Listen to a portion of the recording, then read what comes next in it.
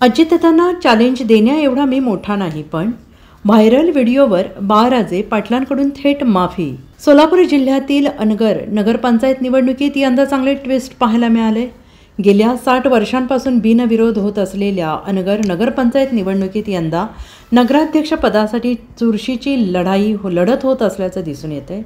राष्ट्रवादी काँग्रेसकडून उज्ज्वला थिटे यांनी नगराध्यक्ष पदासाठी आपला उमेदवारी अर्ज दाखल केला, मात्र छाननीमध्ये त्यांचा अर्ज बाद झाल्याने येथील निवडणूक पुन्हा एकदा बिनविरोध होत असल्याचं स्पष्ट झालंय।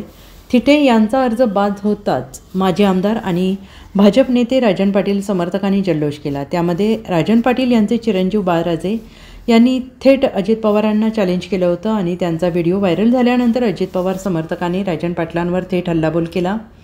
मात्र आता राजन पाटील आणि बाळराजे पाटील या बाप लेकाने अजित पवारांची माफी मागितली आहे।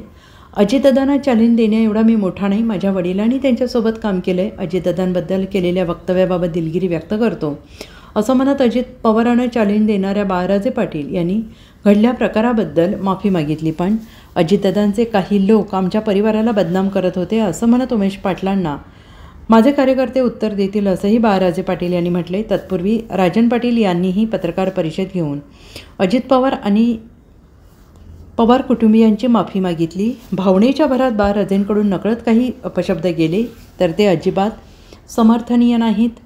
अजितदादांनी पार्थ पवार आणि जय पवार याप्रमाणेच आपला मुलगा समजून बाळराजेंना माफ करावं। बाळराजेंच्या वक्तव्याबाबत मी अंतःकरणातून शरद पवार आणि अजितदादा या संपूर्ण पवार कुटुंबियांची माफी मागतो असं म्हणत बाळराजे यांच्या व्हायरल व्हिडिओनंतर त्यांचे वडील आमदार राजन पाटील यांनी दिलगिरी व्यक्त केली आहे। नाही, चॅलेंज वगैरे असं काही नव्हतं। त्याच्या मागचा उद्देश एवढाच होता की गेल्या 5 वर्षांपासून आम्ही बघतोय त्यांचे काही कार्यकर्ते जाणून बुजून आमच्या कुटुंबाला, आमच्या गावाला, आमच्या भागाला अतिशय खालच्या पातळीवर जाऊन ती टीका करत होते आणि एक 5 वर्ष आम्ही ते सगळं सहन करत गेलो। हे फक्त अजितदादांकडे बघून आम्ही सहन करत गेलो। माझ्या वडिलांनी त्यांच्यासोबत काम केलं, मी सुद्धा काही वर्ष त्यांच्यासोबत काम केलं, केवळ त्यांच्याकडे बघून आम्ही ते सगळं सहन करत होतो। परंतु शेवटी प्रत्येकाला एक लिमिट असते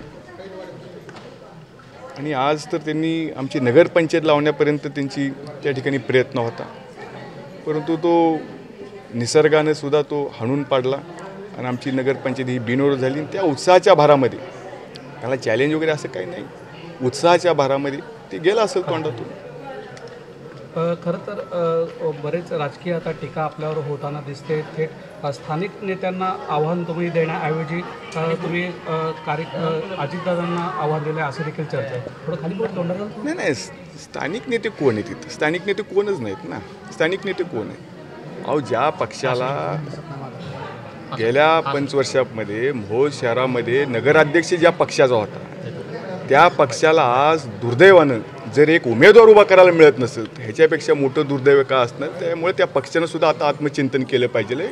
नुसतं पत्रकार परिषद घेणं, मोठं बोलणं, हातवारे करणं म्हणून पक्ष हा कधी वाढत नसतो। लोकांमध्ये गेलं पाहिजे, लोकांच्या समस्या जाणून घेतल्या पाहिजे, तरुणांसोबत राहिलं पाहिजे। नुसतं टीका टिप्पणी करून आता ते दिवस गेले, आता लोकांना माहीत झाले, तालुक्याला माहीत झाले कोण किती पाण्यात आहे ते, लोकांनी सुद्धा दाखवून दिले, तालुक्यानं दाखवून दिले। Bureau report SBN Marathi, Solapur.